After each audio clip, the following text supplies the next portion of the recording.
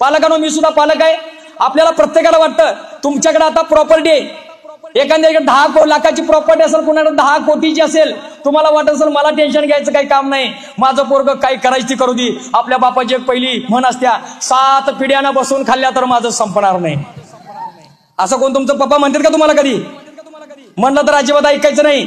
लक्षात ठेवा पालकांनो, तुम्हाला सांगतो तुमचं भविष्य, तुम्हाला वाटतं मी 10 एकर जमीन घेऊन ठेवली आहे, माझं भविष्य सुरक्षित आहे, मी LICची एफडी खोलली 10 लाखाची, माझे भविष्य सुरक्षित आहे. तुम्हाला आज सांगतो तुमचं खरं भविष्य जर काय असेल तर तुमची पोरं आहेत. लक्षात ठेवा आपलं खरं भविष्य आपली पोरं आहेत. आणि याला जर घडवायचं असेल, लक्षात ठेवा तुम्ही काय केलं, आज पालक मीटिंग पालकांना कंपल्सरी केलं. ज्यावेळी पालकांना आपण कंपल्सरी करतोय, किती पालक येतात? मी प्रत्येक शाळेमध्ये बघतो पालक येत नाहीत. पालकांना वाटतं मी राबतोय, माझ्या पोराला शाळेत पाठवतोय, या ठिकाणी आलं, माझ्या पोराला शाळेत सोडलं, शाळेची फी भरली, माझी जबाबदारी संपली. ते शिक्षक जाणं, पालक मुलं जाणं, माझ्या पोराला फक्त चांगलं घडवून द्या, माझ्या पोराला डॉक्टर घडवा, माझ्या पोराला वकील घडवा, माझ्या पोराला इंजिनियर घडवा. पण लक्षात ठेवा पालकांनो, घडवण्याची जी प्रक्रिया आहे ती पहिल्यांदा आपण समजून घेतली पाहिजे. तोपर्यंत तुमचं पोरगं घडणार नाही.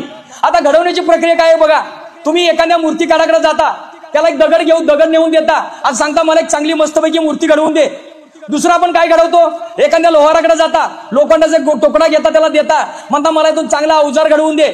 एखाद्या सोनाराकडे जाता, जुन्या सोन्याचा दागिना देता, त्याला देता हातामध्ये, मला एक चांगला दागिना घडवून दे. माता भगिनी 100% जात असतील, सोनाराकडे जाता, एक जुना दागिना देता, बरोबर आहे.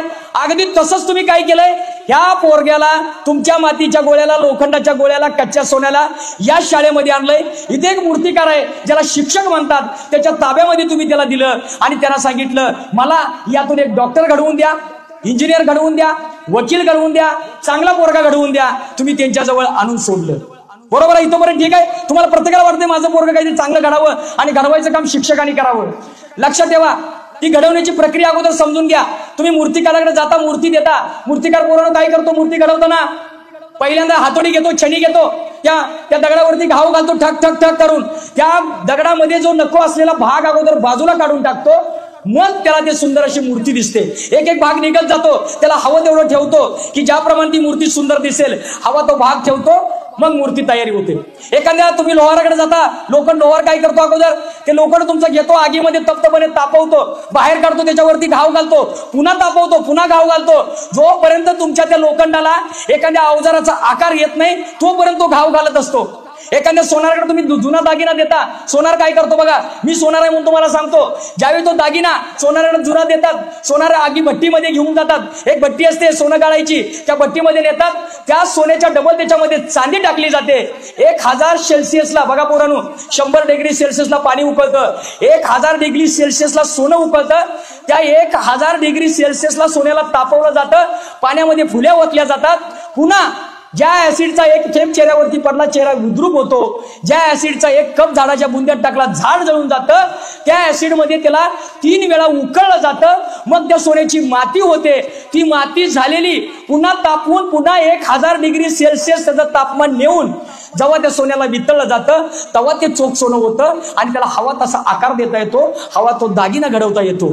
मला सांगा, घडवण्याची प्रक्रिया सोपी नाही. तुम्ही काय करायचंय, मूर्तिकाराकडे मूर्ती घेऊन, दगड घेऊन जायचं, मला छानपैकी मूर्ती घेऊन पाहिजे, पण लक्षात ठेव त्याला हातोडी मारायची नाही, छणी मारायची नाही.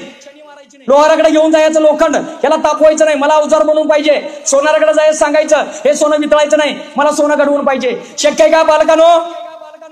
मग इथं जे मूर्तिकार बसले, आपल्या वेळेस होते मूर्तिकार, प्रत्येकाच्या हातामध्ये एक छडी नावाची हातोडी आणि छडी होती की त्यानं मुलाच्या मध्ये जो अवगुण आहे, नको असलेला भाग, पूर्वी हा मूर्तिकार म्हणजे शिक्षक मारून मारून पोरांना त्याच्यातील अवगुण काढून टाकत होता आणि पहिलीला आलेलं पोरग 7वी 8वी 10वीला जाईपर्यंत एक सुंदर अशी मूर्ती घडत होतं पूर्वी.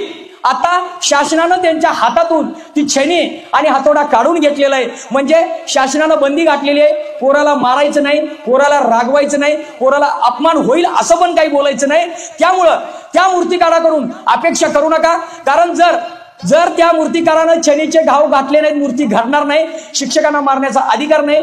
मग आपल्याला जर आपली पोरं घडवायची असतील, ती हातोडी आणि छडी पालकांनो आपण हातामध्ये घेतली पाहिजे. तुम्ही तुमच्या मुलांच्याकडे लक्ष दिलं पाहिजे. तुम्ही घरी गेल्यानंतर तुम्हाला काय वाटतं, पोरगं शाळा जाता, विषय संपला. विचार करा, आपलं भविष्य. एक गाडीचा ड्रायव्हर आहे, गाडी BMW आहे, 1 कोटीची गाडी आणि एकाकडे 800 गाडी आहे. 800 गाडीचा ड्रायव्हर रोज त्या गाडीला पुसतो, मस्तपैकी वेळेवरती ऑइल बदली करतो, चालवतो. एक BMW चा ड्रायव्हर आहे, त्याकडे बघत नाही माझी गाडी भारीतली आहे, कशी बी खड्ड्यात घालायला लागला. एका वर्षामध्ये तुमची BMW कामाला येणार आहे आणि ती छोटी असणारी 800 20 वर्ष चाललं तरी काही होणार नाही. अगदी तसं तुमच्या प्रॉपर्टीचा ड्रायव्हर तुमचा पोरगा आहे, लक्षात ठेवा. तो पोरगा जर चांगला निघाला, त्या पोराला जर वळण चांगलं लागलं तर तुमची छोटी का गाडी असे ना, तुमची प्रॉपर्टी छोटी जरी असली, शेवटपर्यंत पोरगा तुमची वाढवत नेणार आहे. आणि जर गाडीचा ड्रायव्हर जर बिघडला, गाडीचा ड्रायव्हर दारोडे निघाला, गाडीचा ड्रायव्हर गुटखा खाणारा निघाला, गाडीचा ड्रायव्हर व्यसनी निघाला, गाडीचा ड्रायव्हर चुकीच्या संगतीत लागून गुंड झाला, तुमच्या प्रॉपर्टीची गाडी लांब न्यायचं सोडा, हाही तिथं डबऱ्यात घराला वेळ लावणार नाही. त्यासाठी आपलं भविष्य जर सुधारायचं असेल, पालकांनो, मातांनो, भगिनीनो, आपल्या संध्याकाळ झाल्यानंतर कमीत कमी 1 तास वेळ आपण आपल्या पालकांना, आपण आपल्या मुलांना दिलाच पाहिजे.